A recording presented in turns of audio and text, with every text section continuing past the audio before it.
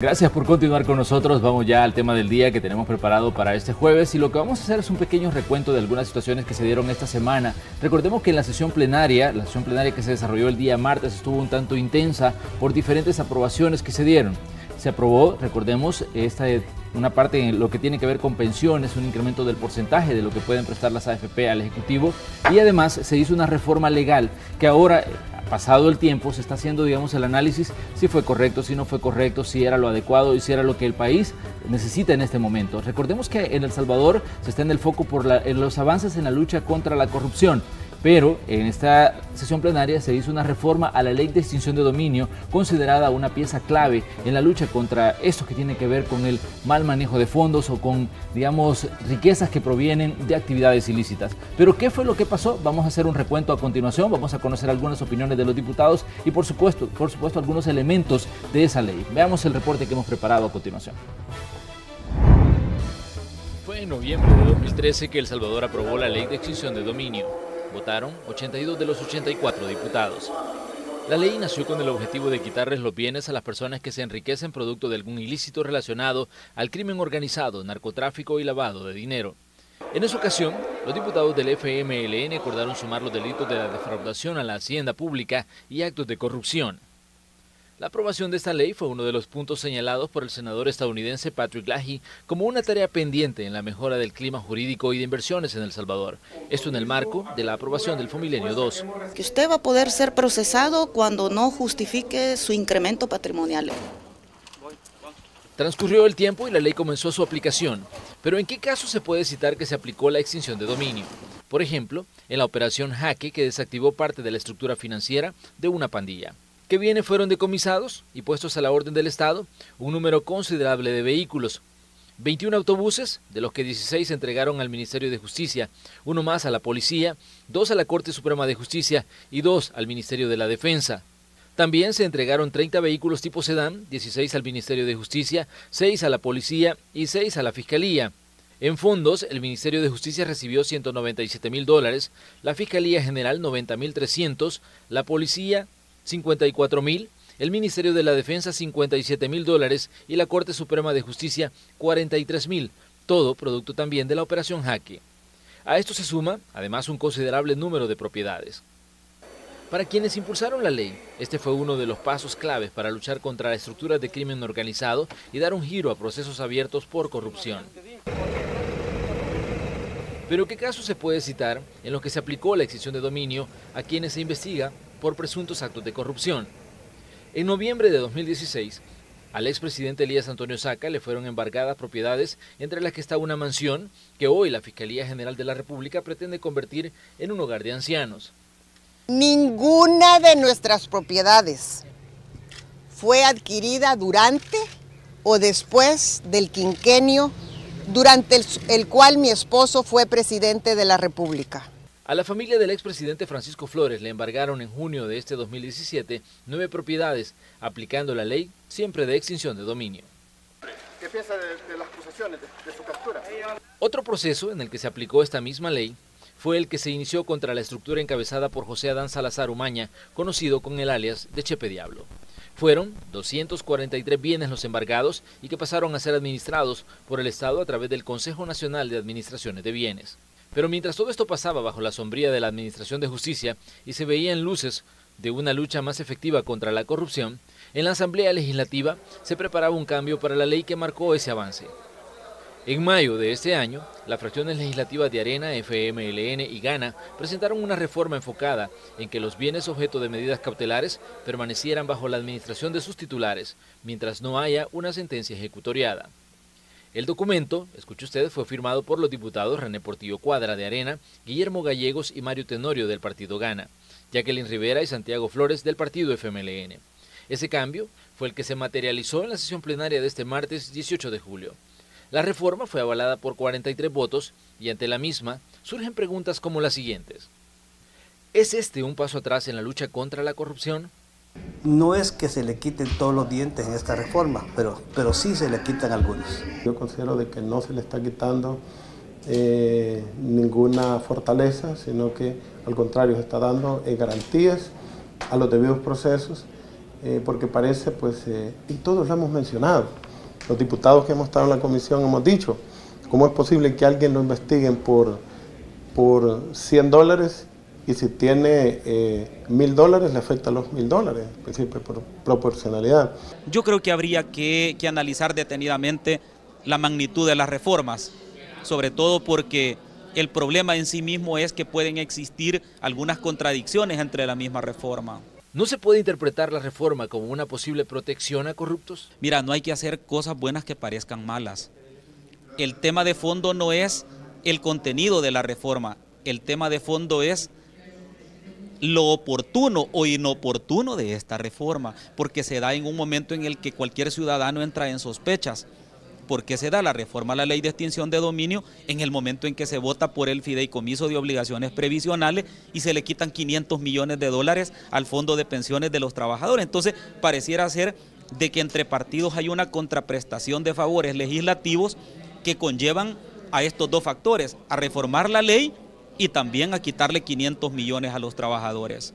Eso es lo que hay que explicarle a la ciudadanía, que no es eso, porque los procesos de ninguna manera se detienen. Distinto es que le extingan sus bienes y otras que se los tengan anotados preventivamente, por ejemplo, donde no se puede disponer, sino que están garantizando el proceso. Y tiene razón, la forma en que se quiere reformar es como que se pretende con estas reformas encubrir a personas corruptas. La fracción del FMLN, luego de la reforma, ha guardado silencio, mientras que el otro partido mayoritario, Arena, se pronuncia a pesar de que fue el promotor de la misma y a la hora de votar no dijo nada. La bancada entera ni se abstuvo ni se pronunció en contra, simplemente no se manifestó. Este es un reporte de Manuel Burgos.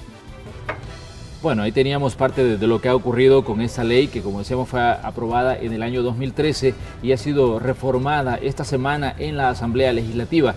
Más allá de los cambios que se han hecho, también está la actitud de algunas fracciones parlamentarias en la Asamblea Legislativa a la hora de aprobación. Si bien algunos dicen estamos en contra de que se haya reformado, pero estuvieron entre los que le dieron iniciativa de ley al proceso de reforma. El caso de René Portillo Cuadra, por ejemplo, él fue uno de los firmantes de esa pieza donde se pedía que se hiciera cambios a esta ley.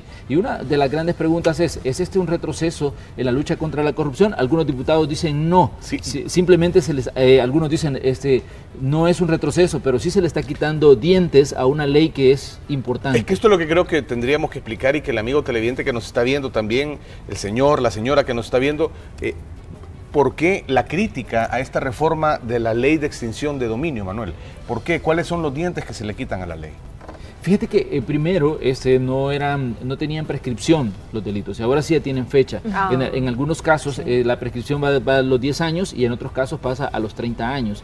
Y eso es una situación, digamos, que algunos consideran que no está del todo bien, que se haya, digamos, puesto fechas para que estos delitos prescriban. La otra situación es, digamos, que las personas, mientras está siendo investigado, no podían disponer de tus bienes. ¿Por qué? Porque estaba bajo un proceso de investigación, entonces los bienes pasaban como un proceso de decomiso, proceso de embargo, y no podías hacer uso de ellos. Hoy, con las modificaciones, se estaría dando lugar a que sí se pueda disponer de esos bienes mientras estás en un proceso de investigación, porque decían que esos bienes, mientras no haya una resolución final de un juez, entonces significa que todavía no se puede decir si los has obtenido de forma ilícita. Entonces, pero si este razonamiento es peligrosísimo, puede venir a cambiar todo el panorama jurídico. ¿Sabes por qué? Porque en los juicios, cuando tú le debes a un banco, por ejemplo, o los famosos y llamados juicios ejecutivos, a ti te embargan tus bienes. Antes, y el embargo sirve como emplazamiento, o sea, a ti te avisan que te están juzgando cuando te cae encima el ejecutor de embargo. No te dicen, oiga, don Manuel Burgos, lo vamos a ir a embargar mañana a las 7 de la mañana para que esté listo esperándonos, porque evidentemente tú no vas a estar o vas a trasladar tus cosas.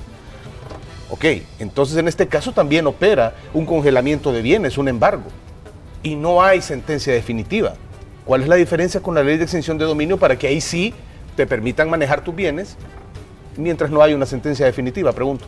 Bueno, esos son los elementos que se han puesto, digamos, en juego ante este cambio que se hizo con una reforma que se aprobó, digamos, en medio de una polémica también. Recordemos que solo fueron 43 votos, lo que se conoce en la Asamblea Legislativa como una mayoría simple. Pero ¿qué ha pasado después de esta aprobación? Miren, entre las primeras reacciones que se han dado a los cambios aprobados a la Ley de Extinción de Dominio está la del fiscal general, quien sí considera se ha dado un paso atrás en la lucha contra la corrupción. Pero escuchemos las declaraciones que dio a la prensa cuando le preguntaron sobre el tema.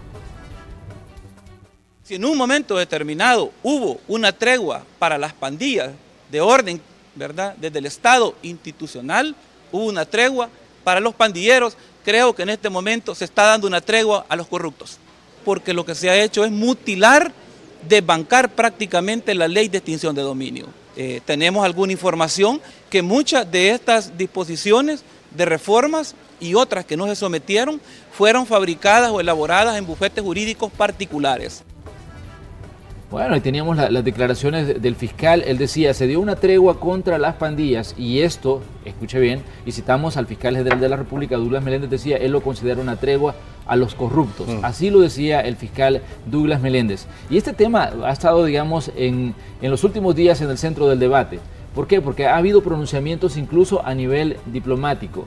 Esto ha mantenido pendiente, y como les decía, a representantes de diferentes embajadas. En el caso, la embajadora de los Estados Unidos, Jean Elizabeth Mains, dijo hace unos días que el tema debería analizarse a profundidad y prácticamente señaló que no había que tomar decisiones apresuradas. En su texto preguntó ¿cuál es la prisa? Esto lo publicó a través de la red social Twitter y lo enviaba directo a la Asamblea Legislativa porque sabía que estaba, digamos, avanzando este proceso de análisis de esta reforma que se hizo a esta normativa que fue aprobada en el año 2003. ¿Cuál es la prisa? Dice. Sí, mira, sí, ¿cuál es la prisa? Si la extinción de dominio es importante en la lucha contra la corrupción y cualquier reforma requiere un análisis profundo. Ahora, ¿por qué es tan importante las declaraciones que puede hacer una funcionaria como ella? Pues obviamente Estados Unidos está constantemente colaborando económicamente con El Salvador y con los países del Triángulo Norte, y este puede ser un tema de vital importancia para que se tome una decisión. Y además es importante también, Célida y compañeros, que en el momento en el que se aprobó esta ley, que fue en el 2013, digamos que lo consideraban como parte de un requisito para que entrara también en funcionamiento en el país el Fomilenio 2, que es parte, que es una ayuda que brindan los Estados Unidos al país. Entonces, Estados Unidos siempre ha tenido como dándole mucho realce a que en los países exista esta lucha contra la corrupción. Entonces decían, bueno, para que funcione el Fomilenio 2, entonces es necesaria la aprobación de esta ley. Por eso es que también Estados Unidos reacciona de esta manera y lo considera un retroceso, porque hasta el momento recordemos a cuántos funcionarios se les ha aplicado la Ley de Extinción de Dominio. Y creo, Manuel, que también es importante especificar acerca de la prescripción de esta reforma que fue aprobada. ¿En qué casos los casos prescriben a los 30 años y en qué casos prescriben a los 10 años? Porque ahí hay un punto bien importante. Y también a partir de cuándo comienza a contar y correr el término de la prescripción, que suele ser un tema bien interesante. Rapidito una cosa, y para marcar diferencias, a ver, por el ejemplo que ponía del poder disponer de los bienes mientras se le está investigando a uno, decía la analogía con el embargo en un juicio ejecutivo.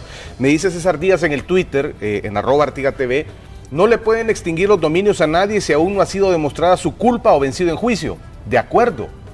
Es que nadie le estaría extinguiendo el dominio. Lo que se hace es un tipo de embargo, un congelamiento del bien, y cuando efectivamente se demuestre que hubo algún ilícito, entonces se puede proceder a extinguir el dominio, o al menos así debería ser.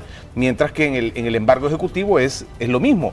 Te embargan un bien, eso quiere decir que se congela el bien, que no puedes disponer de él, lo tiene un depositario, y si al final resulta que en efecto tú debes porque se te condena en una sentencia, entonces el bien puede servir de garantía para pagar lo que tú adeudas a alguien. Y si no, pues se te devuelve, se desembarga y el depositario lo devuelve.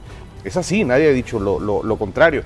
Pero eso que se pueda disponer del bien, Manuel, mientras se está investigando es peligrosísimo. Bueno, definitivamente creo yo que esto va a continuar dando de qué hablar porque todavía no se ha pronunciado. La embajadora de los Estados Unidos no ha tenido, digamos, actividades públicas. Seguramente ella va a decir algo cuando se le pregunte sobre la reforma que, a pesar de todas las críticas, la Asamblea Legislativa puso en marcha. Una reforma que se hizo por la mayoría simple, la mayoría mínima. Votaron apenas 43 de los 84 diputados en medio de una situación que no deja de llamar la atención porque votó también una diputada por el Partido Arena. También llamó la atención que fueron 43 votos en pantalla en la Asamblea Legislativa a la hora de la votación y donde decía abstenciones o votos en contra, no había nada. Entonces significaba que el Partido Arena, a pesar de que estaba en el pleno, ellos no dijeron absolutamente nada, no se pronunciaron ni en contra, pero tampoco se abstuvieron del proceso. Entonces, y todos decían, bueno, pero ¿por qué?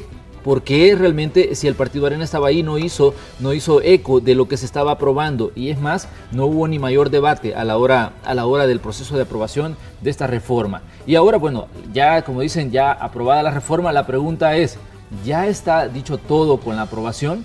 La respuesta es no. El proceso de formación de ley implica que tras la aprobación de la reforma por parte de la Asamblea Legislativa, la misma tiene que ser enviada a la Presidencia de la República. De hecho, ya se nos dijo que ya se envió. En este caso, el presidente deberá pues pronunciarse y tiene las opciones de sancionar la reforma, es decir, que le dé luz verde, así como lo aprobó la Asamblea Legislativa. Lo otro es que lo puede observar, es decir, enviarlo de regreso a la Asamblea Legislativa con algunos elementos que considere que no están bien. Y el tercero es vetarlo, es decir, para frenar su aprobación. Ayer, de hecho, aquí en el espacio de la entrevista, el alcalde de San Salvador le pedía al presidente de la República, Salvador Sánchez Serén, que utilice su poder de veto para que esta reforma no entre. Escuchemos lo que nos dijo Nayib Bukele aquí en el set de Noticiero Hechos. Yo le haría un llamado al presidente de la República a que vete la reforma a la ley de extinción de dominio. Y entonces va a poner en una encrucijada Arena. Porque para superar el veto legislativo, tú necesitas no solo los votos del FMLN, necesitas los votos de Arena también. Bueno, y tenemos las declaraciones de Nayib Bukele pidiéndole al presidente de la República que vete esta reforma que se hizo a la ley de extinción de dominio. Oye, pero difícilmente lo va a votar cuando los que han votado, lo va a vetar cuando quienes votaron son los diputados de la fracción del partido al que él pertenece. Y fíjate que hay una declaración que a mí me llamaba la atención porque decía René Portillo Cuadra, quien por cierto le dio iniciativa al proyecto de reforma, era de los firmantes de esa pieza de correspondencia, decía, es que hay una serie de coincidencias que llaman mucho la atención. ¿Por qué justo se aprueba esta reforma en el momento en el que también se aprueba, digamos, un cambio en el manejo de los fondos de las pensiones? Esto a cualquier ciudadano le despierta sospecha. Y bueno, creo yo que a nivel político se puede hablar de todo esto, pero creo yo que esto es un debate jurídico que tiene que llevarse a otro nivel. Es decir, pasar de los argumentos políticos que se pueden dar en una sesión plenaria a llevarlo a un análisis de gente ya, digamos, experta en leyes y que puede ver el impacto que esto en determinado momento puede llegar a tener en El Salvador, no solo, digamos, en el manejo de ciertos casos, sino la imagen que se está, digamos, proyectando a nivel internacional. Sí, cuando luego de aprobar una buena ley, le haces cambios y para algunos dicen, estamos retrocediendo. ¿Sabes por qué? Porque seguramente compañeras también ya comenzarán a sonar las voces de que si esto es aprobado y no es vetado por el presidente de la República, puede ser sujeto incluso de procesos o de procedimientos constitucionales a la hora de tratar de frenar la aplicación de esta ley que, como te digo, luce muy diferente. El tratamiento que se le da a los bienes que se están tratando de congelar o embargar bajo la ley de extinción de dominio es diferente al tratamiento que se le da a los bienes en otro tipo de procesos judiciales. Y la diferencia no la veo clara yo en eso. De hecho, en ese punto, Manuel y compañeros, Carlos, hay una demanda de inconstitucionalidad en contra de la ley de extinción de dominio, porque muchos abogados del país están precisamente aterrizando en ese punto de cómo pueden confiscársele propiedades a una persona cuando todavía no se ha comprobado su culpabilidad en el caso. Entonces es precisamente, de hecho Manuel, me imagino que todavía se encuentra en la sala, ¿no?, esta demanda de inconstitucionalidad. Exactamente, bueno, hay diferentes críticas que se hicieron. Además, otro de los elementos que se ponía sobre la mesa era de que decía que la confiscación de bienes ya estaba comprendido dentro de la legislación, entonces habría de ver la forma, pero creo yo que este es un elemento directo contra bienes que provienen de actividades relacionadas con el crimen organizado. Pues esos bienes se deberían, a ver, en el deber ser, como deberían ser las cosas, estos bienes que puede haber adquirido un funcionario mientras es funcionario en su periodo y que supuestamente habría adquirido ilícitamente, deberían embargársele, no expropiársele, no extinguirse el dominio, no quitársele todo, embargársele nada más, congelarse, por decirlo de otra forma, y mientras se dirime el proceso. Y al final, si hay una sentencia condenatoria, pues en efecto se procede a extinguir el dominio, pero no extinguir el dominio antes de la sentencia, ¿verdad?, de culpabilidad. Ahí exactamente. Sí. Bueno, vamos a dar un último elemento sobre este tema de la ley de extinción de dominio. Todos los bienes que son sometidos a extinción pasan a manos del Consejo Nacional de Administración de Bienes para luego distribuirlo de la siguiente manera, cuando ya, digamos, hay una sentencia final. De todo lo que se le aplique la ley, un 35% pasa a manos de la Fiscalía General de la República, otro 35% pasa al Ministerio de Seguridad, un 10% pasa al Ministerio de la Defensa, un 15% queda para el Consejo Nacional de Administración de Bienes y un 5% a la Procuraduría General de la República. Fíjate que revisando algunos datos que publicaba el Consejo Nacional de Administración de Bienes, la última distribución se hizo en marzo y esto provenía de todos los bienes a los que se les aplicó esta ley en 2016. Fueron alrededor de $630,000 los que se distribuyeron y que venía directamente de todo lo confiscado a gente a la que sí efectivamente se le comprobó que había un ilícito. Y no necesariamente funcionarios, ¿verdad? No necesariamente. Usted particulares también. Sí. Bueno, ahí estaban todos recordemos Operación Jaque. Caso grande, la Operación Jaque. Ahí hablábamos del dinero, de hecho en el reporte que yo hacía, hablaba de todo el dinero que se decomisó, cómo se distribuyó entre las diferentes instituciones. Bueno, estos son algunos elementos que les hemos dado de acuerdo a lo que pasó el martes en la Asamblea Legislativa. Este es el tema del día, tratamos de poner, digamos, algunas luces sobre esta reforma legal que no hay duda que va a continuar en el centro del debate, compañeros. Así es, lo cierto es que el único recurso que queda es el veto del presidente de la República, así que vamos a estar muy pendientes de qué es lo que puede ocurrir. La reforma, ¿verdad? O que lo envíe observado también. Exacto. Corríjanle esto y todo. Deberá tener sus asesores jurídicos muy buenos el presidente Sánchez Serén, que pues hagan esa observación, si no se crea un desbalance y un desequilibrio si vas a tratar los bienes de una forma aquí y aquí de otra. Sí. Exactamente, y de hecho nos dijeron, según la información que habíamos, digamos, a la que tuvimos acceso, ya está en Casa Presidencial ese proyecto de reforma, ya lo enviaron y ya enviaron también el tema de las pensiones, es decir, que ya están bajo la observación de la Presidencia de la República. Ahí hay muy buenos abogados ahí, Manuel, ahí hay buenos abogados en Casa Presidencial, seguramente harán algo. Exactamente. Bueno, este ha sido el tema del día correspondiente a hoy jueves. Vamos a hablar un poquito más de esto en el espacio de la entrevista, así que bueno, les invitamos más adelante a que continuemos